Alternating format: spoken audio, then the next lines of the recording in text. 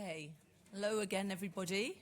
I'm Deborah Dixon from Oxford University Press. I hope you all enjoyed your lunch. Anyone who thought they were now going to have a nice little post-lunch snooze, I'm afraid, think again, because this session, although as an open forum, as a Q&A session, we're hoping it's going to be a Q&A for you. We had 3 fantastic sessions this morning and a lot of things to think about. When we were putting the programme together at OUP, we looked at feedback from previous Redux meetings, which of course was all fantastically positive. There was some feeling that it would be good to have a bit more time for the audience to engage with the content, engage with the speakers. So we put this session in really to encourage you to share your thinking and experiences with the rest of us. And we're going to invite our speakers from this morning who have some really insightful, interesting questions, I think, to put those to the floor. I'm sure they have things to say themselves if we don't get too many answers, but it would be fantastic if you could all think about what you might like to share in this group, this unique group of people. So with that, I will hand over to Chris, Rhodri and Jen to start the provocative questioning. We have got some provocative questions here. What I would do is ask if you have any questions for us, just to raise your hand and a microphone will find you. If there aren't any questions, we are going to use the opportunity to flip this session and ask you some questions. So there is a lot of expertise in this room and not many forums where we can speak to each other. So we have some questions here that I can ask you. However, if you have any for us, just raise your hand. Oh. Didn't you got that?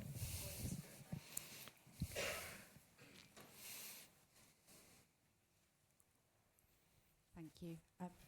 I don't think it worked. Oh, there it does. I'm Fiona Council from Taylor & Francis, and this question is for Jen. I posed it to Coro earlier, so I know what she says. Do you think that there's enough knowledge about research production and about research integrity amongst the staff and colleagues who work within publishers?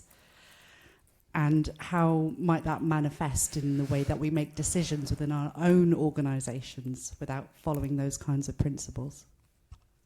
Thanks. I don't think my mic's actually working. So, is it working? Okay, good. I think my answer, maybe it's a bit of a cop-out, is it depends. Certainly at CUP, we have quite a lot of people who are ex-academics themselves, who maybe purposely moved into publishing because they were interested in some of the stuff that Coro was talking about earlier. So they see the importance of disseminating knowledge and they're kind of mission-driven in that way. So I think there are some people that work in publishing that are very knowledgeable about research production. But then I also have a saying that I often trot out at work, which is like, we're publishing research, not PDFs. So I think that's really important to remember and to communicate. So I think it really depends. And certainly in the Perry team at Cambridge, something we're working on is raising awareness of research practices, research issues, and our sort of open research counterparts do similarly, so that everyone understands what it is that we're doing and here to do. So it depends, I think, would be my answer. Yeah, no, I think it's working as well. No. Oh yeah, I think it's definitely developing as well. Like I think the knowledge within publishers compared to 5 years ago is completely different, even compared to 2 years ago, because of the massive focus on research integrity issues. So I think we're getting there.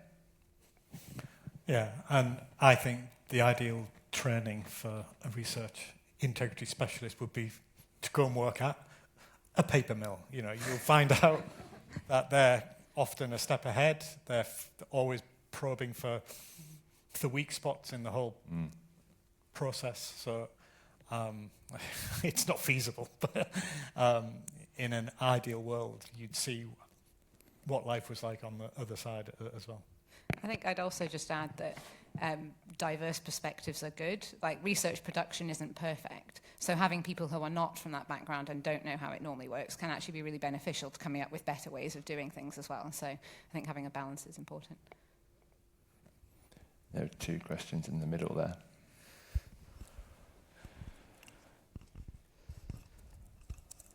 Kind of a follow-on to that question. It occurs to me when we talk about research integrity, you know, we talk about, we use statements like trust, you know, the importance of peer review. I think outside of academia and publishing and in society at large, these are things that really people don't understand. Mm.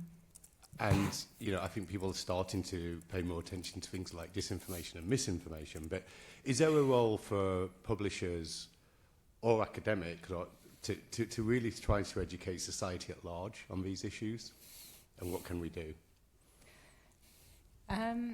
So I think Relitza mentioned Merton this morning, and I think we tend to talk about peer review as if it's like a separate thing that happens, but one of Merton's norms is organised scepticism, and that's kind of part of how you do research. So I think if people understand the process and this kind of experimental nature of research and things aren't always right, I think peer review kind of fits into that in a way, in that organised skepticism is what it is. Like, that's why peer review exists. It exists at grant stage, it exists during conferences, it exists during webinars. So it's not this kind of be-all, end-all, one step and it's done and it's perfect. So I think there is something about that narrative being clearer and people being comfortable with that. So I think there's possibly a bit of a danger in publishers saying that they are like the arbiters of, you know, the truth sort of thing, but having, as we talked about in the panel this morning, the processes of getting to that truth being more widely understood, I think that's important.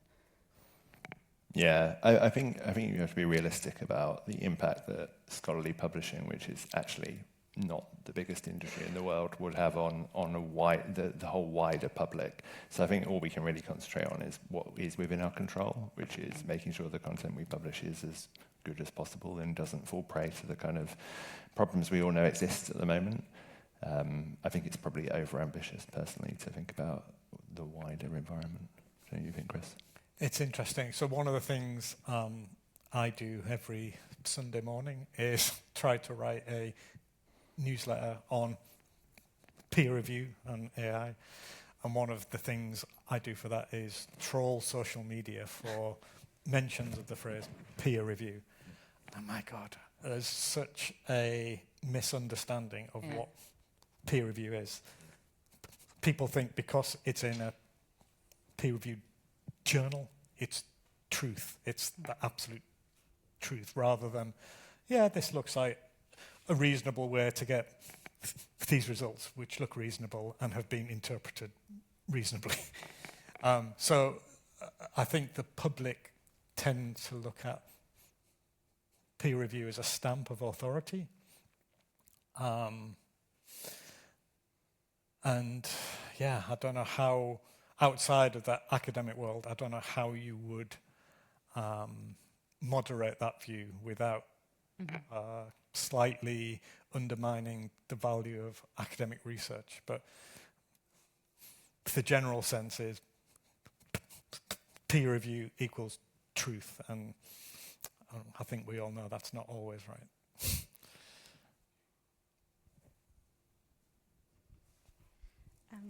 Hi, I wanted to ask something, I guess more directed at Chris, but I'd love to hear other people's thoughts on this, in relation to AI and the opportunities that publishers have, but also wanting to like step away from the like maybe large language models and look at more different ways in which we could use AI, which is already more advanced than I think large language models, like you know, you were talking about things like summarizations, and I think that that's something humans do well.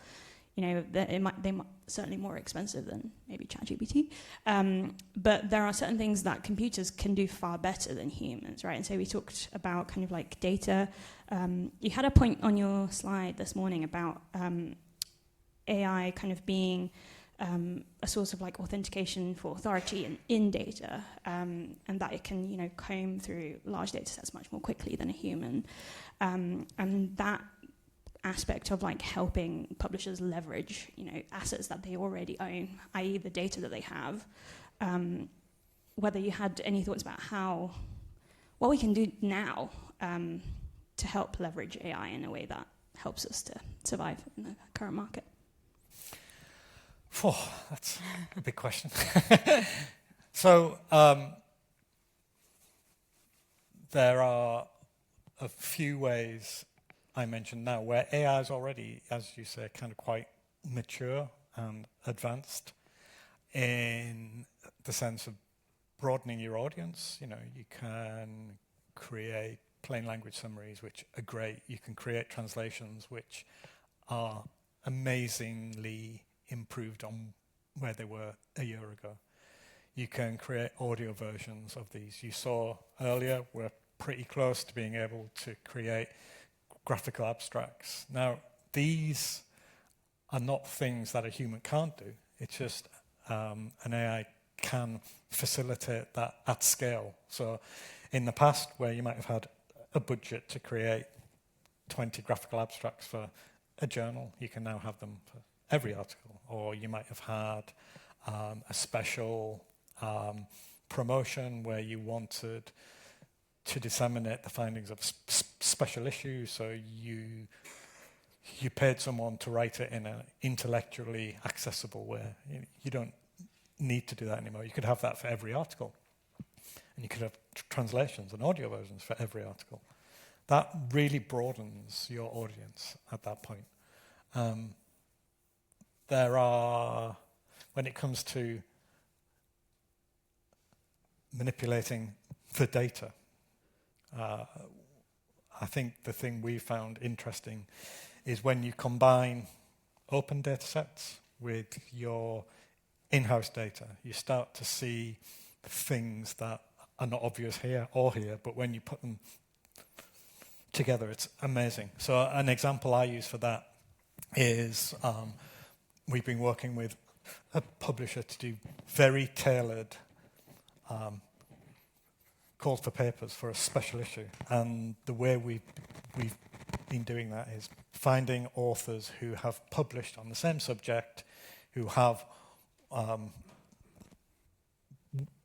one order of removal from an author who has already published in that journal. So 1 degree of Kevin Bacon, if you like.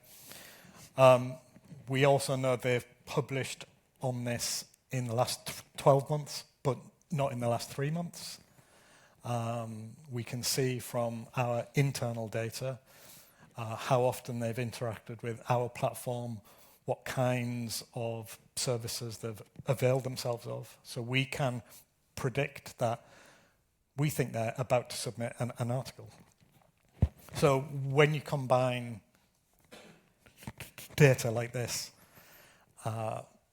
we do very small calls for papers, under 100 normally, but the response rate is extremely high, over 50% in one case. So yeah, it's a way to, I think the best way to use it is to mix open data with proprietary data and use it to solve a real problem. Authors hate getting spam emails asking them to contribute to special issues or a new journal launch. But if they see it's from a journal they know, in a subject area they know, maybe even their co-author has alerted them to it, it has a much higher success rate.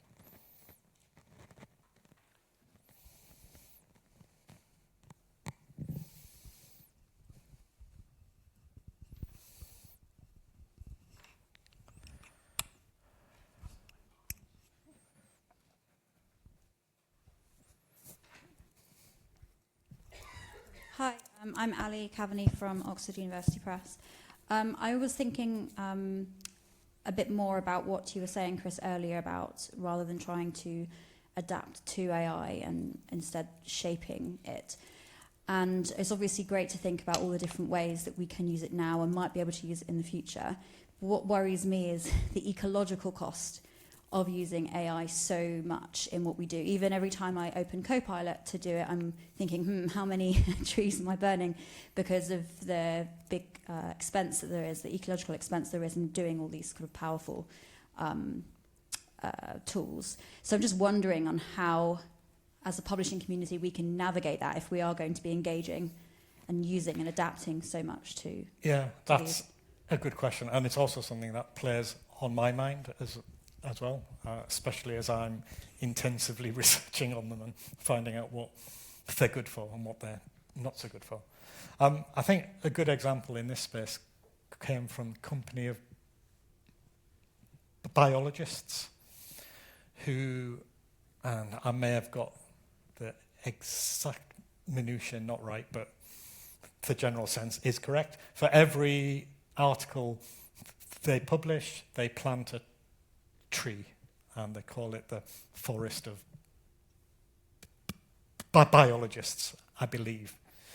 So we could make a similar commitment, for every X tokens we use on LLMs, we're going to plant a tree, for instance. But I think you're right, there's a underappreciated ecological cost to this. And maybe one of the things that is good for the University Press to do is highlight that and ways to mitigate it. I'm not saying you necessarily have to plant trees, but highlighting it in some way, mitigating proportional use of it would be an excellent idea. Yeah, I completely agree with that.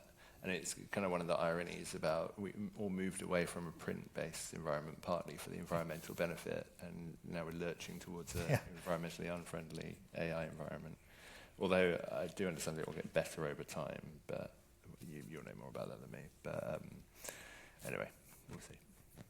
I think there's also a hammer and nail issue here that, when you have a hammer, every problem looks like a nail. So I think integrating that sort of what is AI good for, where will it actually deliver an advantage into the thinking of how you use it is important. Well, that was actually one of the questions we had for the audience as well, so maybe that's a good lead-in. So Chris, I'll just read out your question, Chris. Please go ahead. So Chris has stated that we could state that AI has largely been a net negative to date when it comes to research integrity and also when it comes to environmental impact and other factors. But do we think, or do people in the room think AI will eventually become a net positive, specifically in the research integrity point? Do we think it will become a net positive by detecting all the unethical stuff it's helped create and solving other problems from the pre-LLM era? Any thoughts? In the front here? Oh, wait, the microphone's coming. Thank you. Hi, so I'm Jigisha Patel. I'm an independent research integrity specialist. I spend a lot of time working with publishers on their research integrity issues, especially paper mills. And what's clear to me related to paper mills is that a lot of the time they have been targeted by paper mills because of sloppy editorial and publishing practices. So my question is, at the moment, publishers are investing a lot in tools to detect paper mill papers or paper mill activity.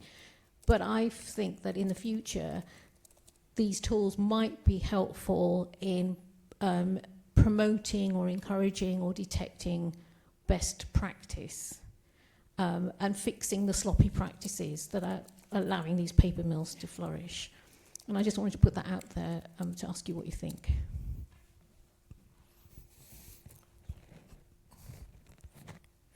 Do you want to give an example here? So, for example, I think I was talking to you earlier anyway about this, Chris, in terms of how research is reported. Mm-hmm. Reporting guidelines have been around for over a decade. Journals might say, we endorse reporting guidelines, we want research reported in this way, we want these guidelines to be used, and then authors might put in their paper, we followed these guidelines, so they'll put the acronym in. We followed Consort, we followed Prisma or whatever. and nobody ever checks that properly. Peer reviewers don't check it properly. It's just by the by. Now, that's an area where maybe an AI tool could scan the paper against the reporting guideline and detect whether that paper has been reported according to the guideline. Yeah. I think actually that's an area of active concern right now. If you look on Archive, the preprint server, there is research happening to look if an article is adhering to Consort or Prisma or Strobe or whatever. Yes, that will help, but maybe you were talking about sloppy editorial processes earlier, and the paper at the end of a sloppy editorial process might be harder to flag up in the future. But maybe if we could see how the manuscript evolved over time, we would have more confidence in the end product being the manuscript. So I think AI may have a role here, but maybe a better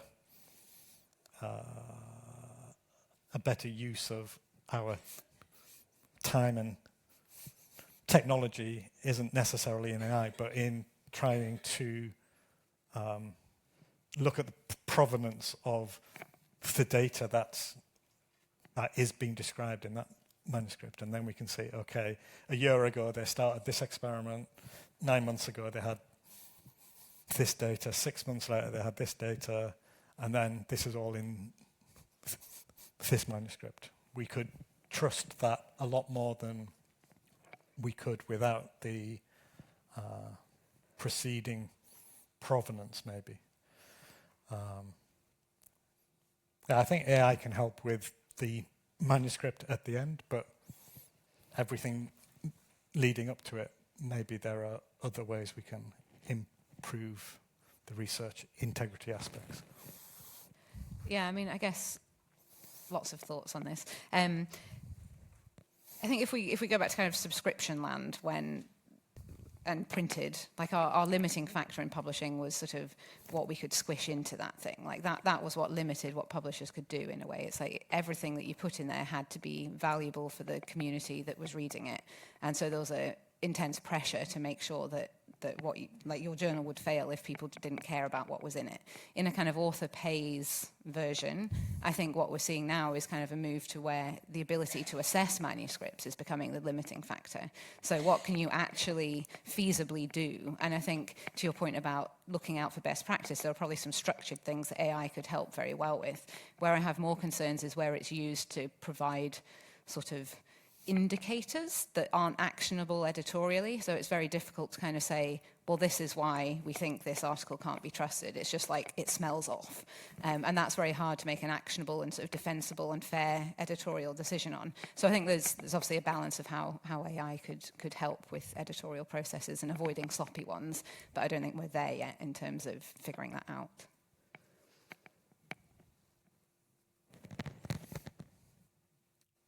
Yep.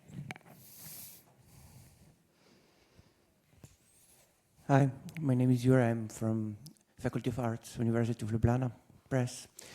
And about AI, I have one question about, I believe all of you know the book 1984. And do you believe that it can be misused, it can be some kind of manipulation or censorship even, because all the tools are run by some companies and things. So maybe if we trust it too much, they can manipulate our articles, books, but maybe just slightly, that you even don't notice, just one name missing or one term changed or something like that, because it's hard, you know, because usually we start process with the book after peer review, after editorial review. So you say, let's do index of the names on his book or something like that. You maybe will not even notice that something is missing. Other thing about that, maybe I sound like I'm not trusting anything, but I just want to know your opinion about that. Yeah, it's super concerning, right? When you have someone like Elon Musk in charge of an LLM, that's a scary thought. But I made the point in my talk earlier that perhaps, you know, a way around this is to consider we don't necessarily need to be using these for academic research. Maybe for academic communication we can consider what an LLM might look like with a conglomeration of university presses, for instance. Likely to be a lot more trustworthy if it were under the control of many organizations and not just one. That feels to me like a better form of governance. But yeah, to answer your first question, yes, it's a scary thought, but I think there are futures where we don't necessarily need to rely on single companies or individuals. I think I would add to that so LLMs by definition are not reproducible, right? Like they're probabilistic and they can be changed without the person using its knowledge. It's not transparent. COIs aren't kind of embedded in how they work. And that applies to publishing and to the research process as well. So I think they're very sort of valid concerns, and I don't think anyone really has answers to that just now. I like what you said about distributed authority, like maybe that's different to all eggs in one basket. But again, it's very different to, you know, when you're trying to make a robust experiment, you maybe use different lab beakers from different companies. That wouldn't even work with an LLM. You can't even say, well, I used this one, and they all came up with the same answer, because it's probabilistic. It's not repeatable. So I think there's very, very real concerns from an integrity perspective there.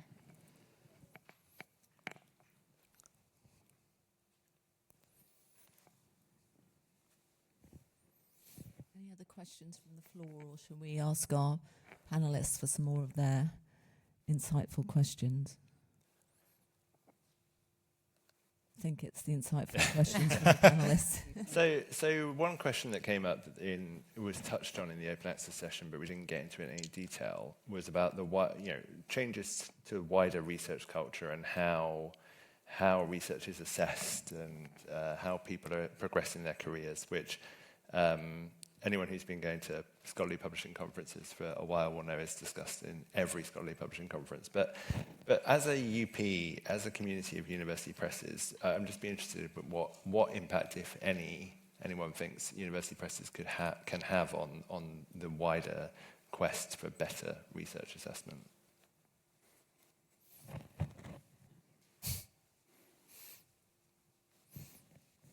I always have Mandy's got a comment. Good. Right.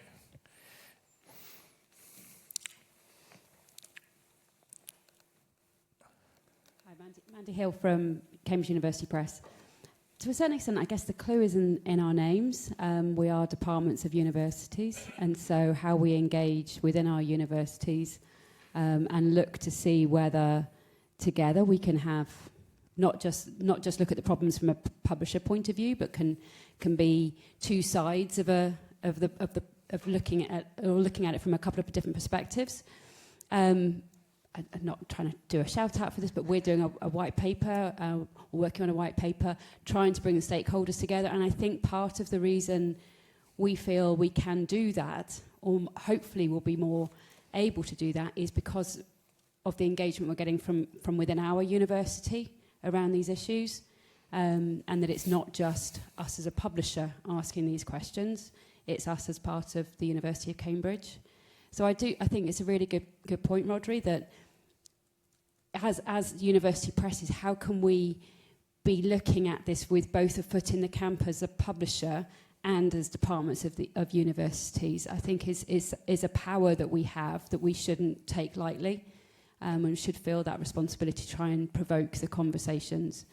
I'm very conscious that some of the conversations we've been having sound quite journals focused, and many of the university presses in the room will have much more sort of books publishing focus. But I think many of the issues, to one degree or another, affect books publishing as well. And if they don't now, they probably will have sort of knock-on effects in due course. But yeah, so I think it's something we should be really seeing how as university presses we can act.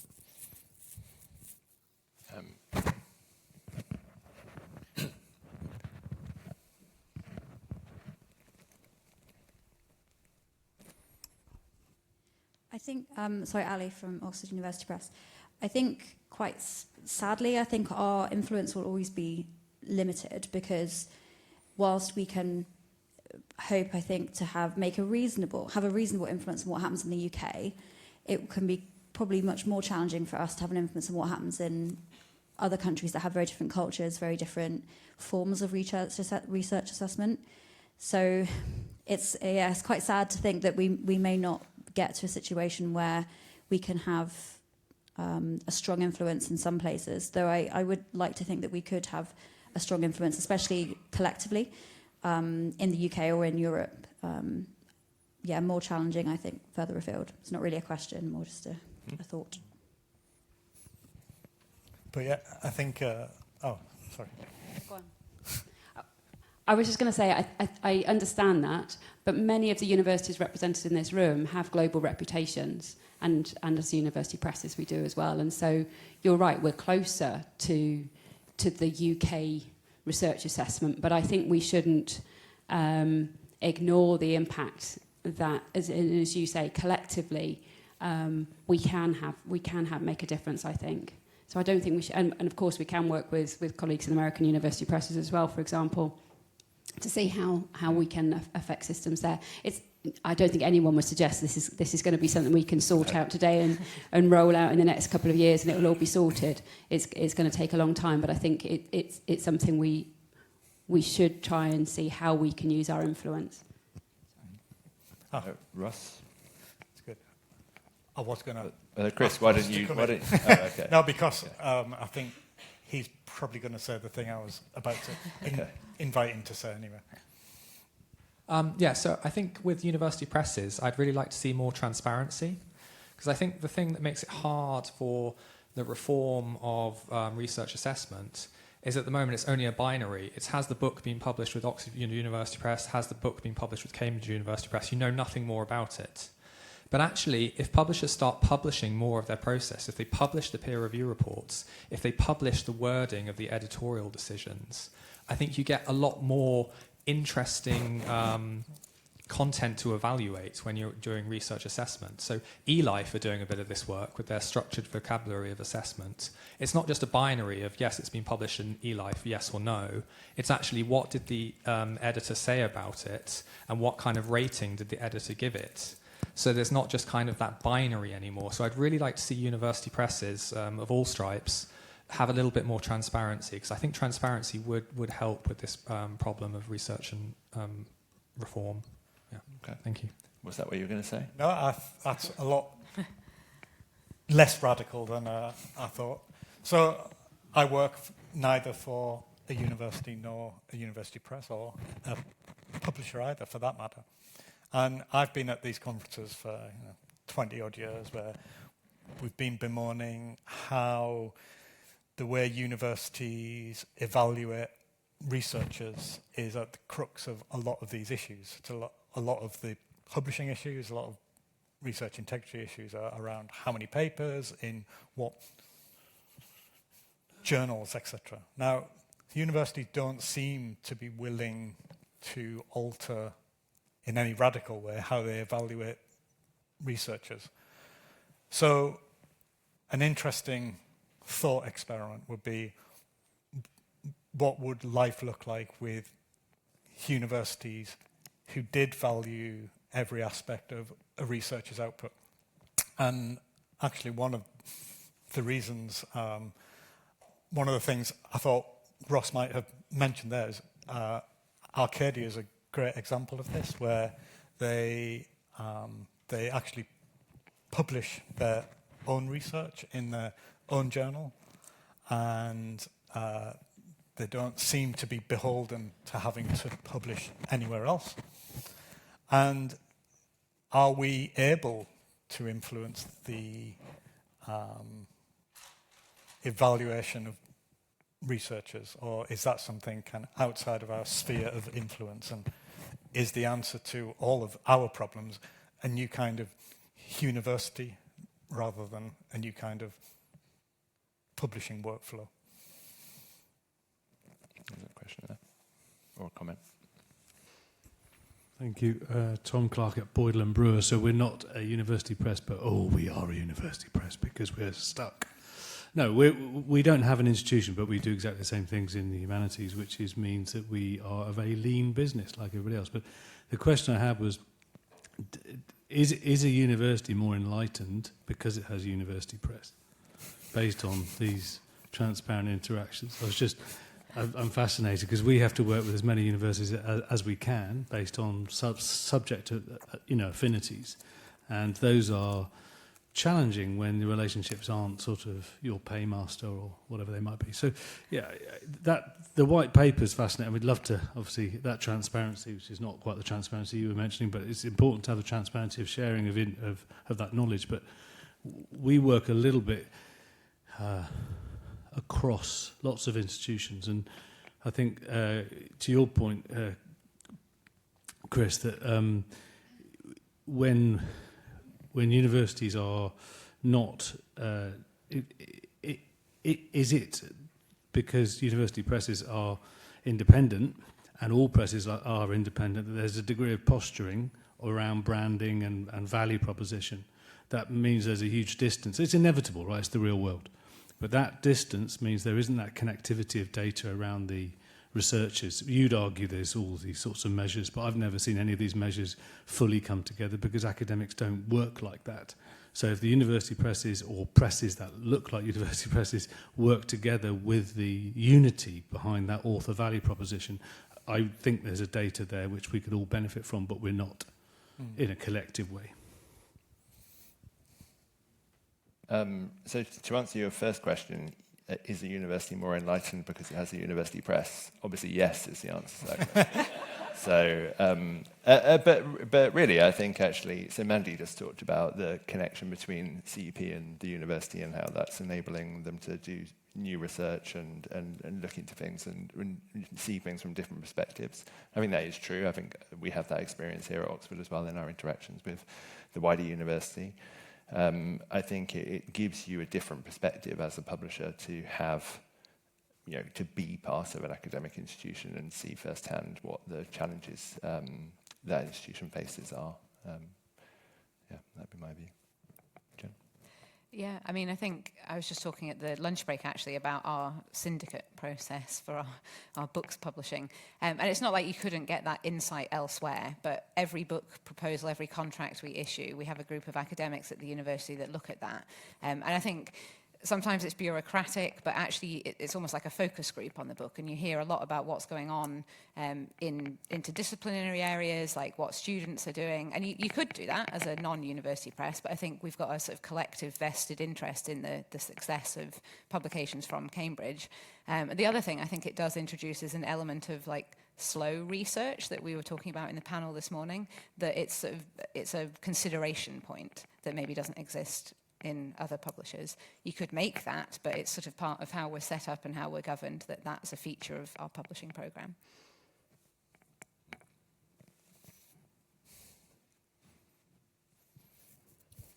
Hi, Anthony Cond, Liverpool University Press. This is to Tom's question, really. So, University Press Director 101 is always, you have to align with what your institution wants. If you don't do that, you're stuffed. You can be a brilliant publisher, but actually a university press has to have a relationship with its home institution. But I think there can be a tendency to be passive in that, and we need to be more proactive. There's a really good article in the Times Higher recently on the humanities from Marion Thane, I think her name is, director of the Edinburgh Futures Institute. Used to be a Dean of Humanities at King's, and the article was basically, whenever we talk about the humanities, everyone gets terribly defensive about all the things, we do all these wonderful things, and the humanities doesn't stop and ask, well, actually, what do you need from us? What should we be doing? And I think there's an element of university presses saying, well, we've got these wonderful things, we've done them since 1453 or something. But actually, we also need to be thinking about, well, what do you need? I've been really struck in the conversations this morning. There's been a lot of potential touch points with the wider university ecosystem, whether that's about research integrity, open access, or AI, where those universities that have university presses ought to have an advantage in all of these conversations. But the sense from what we've heard is that perhaps they don't, because we're not actively involved in those conversations on our campuses, and we're not actively involved in those conversations at a kind of national level. So I think you're really right to throw the gauntlet down a little bit, Tom. Thank you.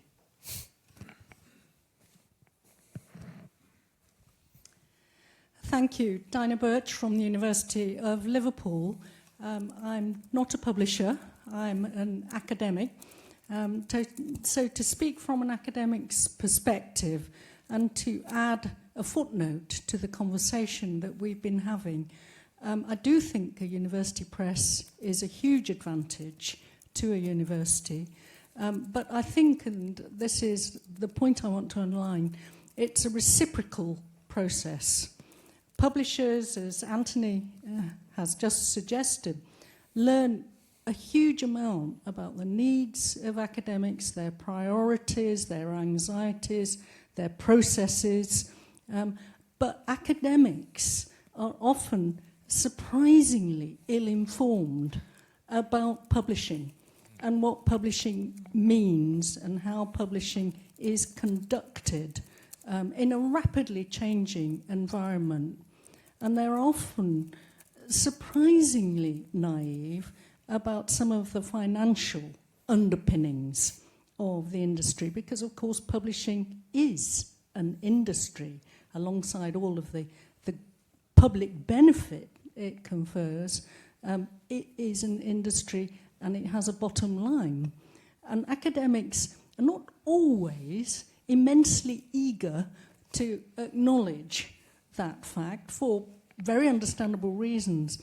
So I do think it's very much a two-way process, that publishers, yes, learn a lot about academics, but an in-house academic press, a university press, also enables academics to learn more about how publishing works and how they can make that process of publication more productive and better aligned with all of those issues that we've been talking about: open access, AI, research integrity. It is a two-way process. Yeah, I completely agree with that. There's another question here, or comment. You're University of Ljubljana, Slovenia. So she said, there is one really provocative question here. Do you think that research integrity, and it depends of what kind of university publishers is there? If the one who just wants to publish in open access, so the main reason is to give the knowledge to the people, or the other one who is chasing the profit here? So I think there are two different goals. In the start it's the same, but at the end maybe it's not. It's about what is, because, you know, if you are university publishers and if you're searching for the profit, you will also look from that perspective which book is going to be published or not.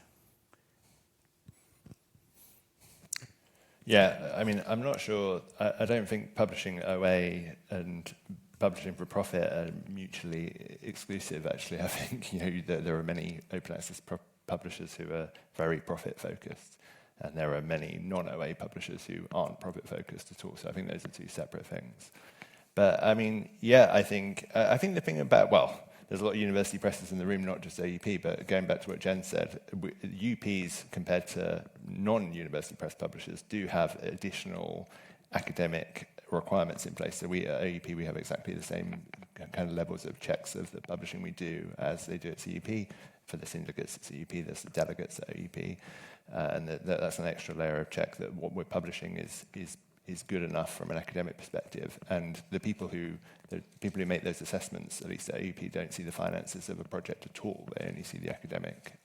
It's the same at CUP. They only see the academic parts of a project.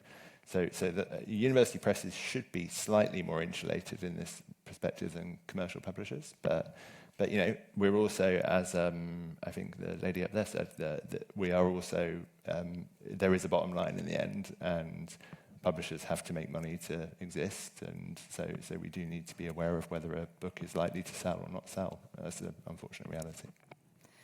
I'd also add there's a sort of portfolio level consideration here as well. Like, one of the things that, I don't want to speak for all university presses, but you would look at it at that level. So it's not necessarily book by book. It might be that publishing something that is quite sort of a big seller, like a sort of major adoption textbook, allows you to publish the niche monographs that would otherwise not be viable at a different publisher. So I think there's a lot to balance. And I think, as you've alluded to, certainly at Cambridge, like, the university expects us to make money to support research and to support, so, you know, that's a source of income for doing more research. So it's not a source of income to line pockets of shareholders. It's a source of income to do more research and more benefits to society. The portfolio thing is something I experienced once when I worked with Bloomsbury. So a few years before, they had published the first Harry Potter book, which absolutely blew their revenues out of the water. So they allowed their editorial directors to be a lot more experimental with the things they can commission then, because they had the financial safety net of Harry Potter. So for every Tom Kerridge cookbook, there were 20 more kind of experimental novels. And I think when you look at a portfolio as a whole and a backlist over a whole year, you can see what leeway you have then. And it's not just that each individual book has to make money. Unfortunately, quite a lot of them don't. Yes, that's true. There's a question over there. Yes, my name's Andy Thompson. I'm another academic in the room. I'm Professor of Global History here. And I wanted to say something affirmative that I'll try and turn into a question. I guess if I look at across my career, publishing career, one of the most important facets of it has been to have an editor in a press, whether it be university or non-university press, who's been behind what I'm doing. And I can't emphasize enough just how uplifting that is as part of your career, and how big a difference that it makes to what you're doing. And that was true when I entered the profession over 25 years ago, and it's still true now. So I think that, you know, at your best, you do an amazing job for us. I also I edit a university press series that's heading towards 200 books, and there are 2 academic editors, and there's someone from within the press. And the person from within the press, it's a 3-legged stool. She's just as important, probably more important than the 2 academic editors, and that series wouldn't be what it is without her. But I suppose the question is sort of this, is that, you know, I think of some of the policy issues that you're discussing around research integrity. I've been a faculty dean and a pro-vice-chancellor research and head of a research council. And although I wouldn't particularly want tweeting on this, I don't think you would necessarily accuse the sector of crystal clarity or striking consistency. So you are living in a policy environment which is shifting and difficult to navigate and negotiate. And I guess my question would be, you know, to what extent, of course you can't be blind to that environment or oblivious to it, you know, commercial realities and all of that. But to what extent you think as publishers you have a code, an ethic, a set of values that enables you to sort of transcend particular policy moments, particularly when they're at the most sort of febrile, yeah, and not just reacting to what is going on at the moment. I mean, the ref is a classic example where, you know, the rules of the game constantly get sort of reinvented. But it strikes me that if all you feel you can do as publishers is react to the moment, yeah, that would be a real... and that's not quite what I see you doing, I should say, yeah? But how far do you feel, particularly in a digital age when that environment, you know, the pace of change is accelerating, that you can fall back on some of your fundamental sort of values and ethics, yeah, and beliefs about what good publishing is, yeah, and then calibrate your response accordingly to that environment, changing environment? Yeah, I think Ali, in her question earlier, alluded to the fact that we work in a global environment anyway. So it would be very hard to respond to every single policy development because we're affected by so many different policy developments all around the world. So I think as publishers, the only logical thing you can do is what you just said. So follow your ethics or your mission or whatever you want to call it, and then make sure you're as geared up as possible to comply with where you want to the funding or policy requirements that are happening around the world, so your authors can publish with you, basically. My view, Jen. Yeah, I mean, I think I'll stay in my research integrity lane, but I'm also a council member on the Committee on Publication Ethics, and that's sort of to your point, like different countries have different research ethics standards, different countries have different funder requirements for what should be disclosed and what shouldn't be. And I think having a body like COPE that, even if it's just having that discussion, is a forum where you can refer back to kind of common principles around what it is to disseminate knowledge and preserve knowledge and what are the important things that drive that. So I think, yeah, we couldn't react to every change, but we have good fora for discussing those challenges as they come up and then responding in a way that is agnostic of that and references our principles. Anthony? Anthony Cond again, sorry. Yeah, to Andrew's question, I think to unpack a little bit about what university presses are doing. I mean, I think for established presses, it's a print book business and an open business and a digital business and a print journal business and many different models of open access journals. And there's AI in the mix, and it's a global business, and you're trying to do so many different things at once. We had our auditors in recently and said, this isn't like stuff is made and then sold. I mean, it's a phenomenally complicated, laborious, and not terribly profitable thing to do.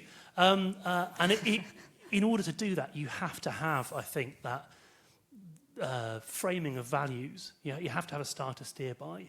I think that there is a university press DNA that enables us to juggle all these things on a shoestring in most cases. I think that is about fulfilling the university press mission. So I think you're right to flag how we shouldn't just dance to whatever the tune is, but be thinking long term about everything that we're doing. I can see Peter Berkeley's got his hand up behind you. Sorry. Would it be helpful to quote Alison Muddin at this point? Of course. Depends what the quote is, really. Yes. So when Alison was the director at University of California Press, she said famously in a speech once that, famously within university press land, that commercial publishers publish books to make money, and university presses make money to publish books.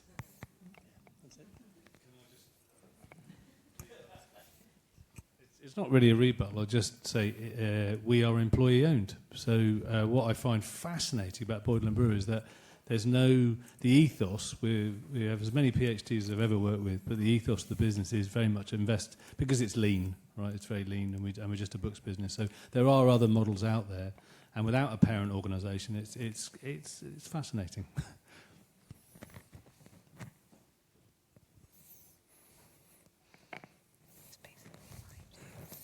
Other questions from panelists? Would you guys like to say anything else, or any more questions?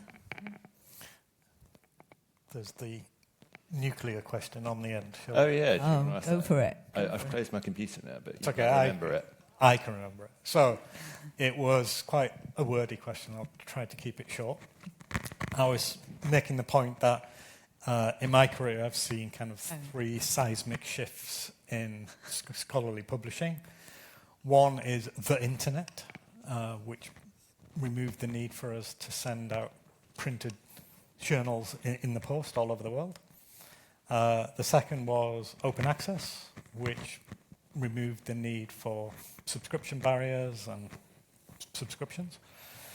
And the third could be AI. And if we extrapolate forward a few years, let's imagine AI can perform a peer review to the level of the average human. So what's left for publishers at that point if we are no longer in charge of the dissemination, the access, or the peer review? What does a publisher do? Oh, great. There were some hands up. I'd like to think you all have the response to that, because I think there's many things that publishers can do. I think creation of rich metadata is something that publishers are vital at. I think authors don't understand metadata. They don't understand the metadata formats that are needed. So, publishing Onyx, KBart, all of that library systems need to ingest for discovery, creating JATS XML, creating TEI XML, all the different formats, creating a nice EPUB with reflowable text, all the different formats, getting it into the book supply distribution chain, all of that. I think there's plenty of things that publishers can still do, even if computers do more of these other roles. So I wouldn't be too despondent about it. We will always need publishers. Okay. Was someone recording that? Mandy's got a hand up too. Thank you, Ross. I'm sure we'll all quote you back at some point on that. Although I would take a slightly gloomier view, and I'm not a technology person at all, but I would imagine that there will be people who would say that at some point AI and generative AI will be able to do many of those things. But I think, again, as university presses, we can evolve in a way that perhaps the commercial publishers can't, and be thinking about the services and the value that academics want from us, and evolve to meet that. But I would think that editorial curation has got to be a critical part of what we do, and I think the human side of that isn't going to become less important. I don't see how that's going to become less important. AI and generative AI might help and be a tool, but it's not going to replace the human's value add, I don't think, in that area. So whatever else generative AI can start to do in terms of perhaps thinking about the metadata, I would imagine some metadata stuff is going to become easier and maybe done by various tools and systems. I don't think the human editorial curation role is going to go away. Thank you. We're pretty much at time now. So firstly, I'd like to thank Deborah, the audience. I think we can have that one. Oh, sorry, one last question. Well, I was just going to add one more really positive comment. I'm Charlie Rappel from Kudos. And it builds on everything that's been said. I think one of the things that publishers do fantastically well is nurture communities, and it builds exactly what you were saying about, as an academic, you feel really supported when there's a publisher launching a journal in a nascent field that you think, oh yeah, right, we're worth the journal now. So I think there's a community nurturing role. But the other thing, and it's sort of related, is the reaching different audiences, and telling the stories behind the research is something the machines will never do, because they won't know the stories behind the research.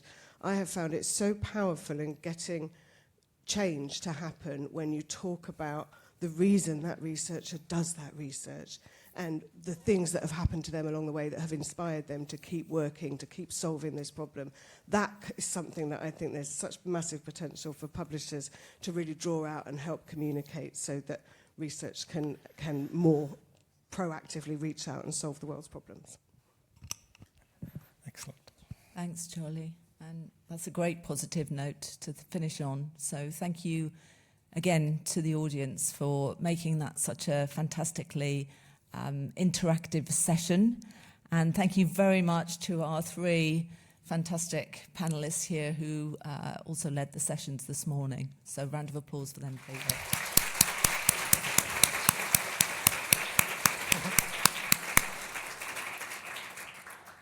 I think we're now moving to the next session, which means some of us changing rooms, and we've allowed 15 minutes for that. The next session, I believe, I'm looking for Susie here. I think the next session you choose which one you go to first, and there should be directions outside as to where those sessions will be. You've got 15 minutes to get there.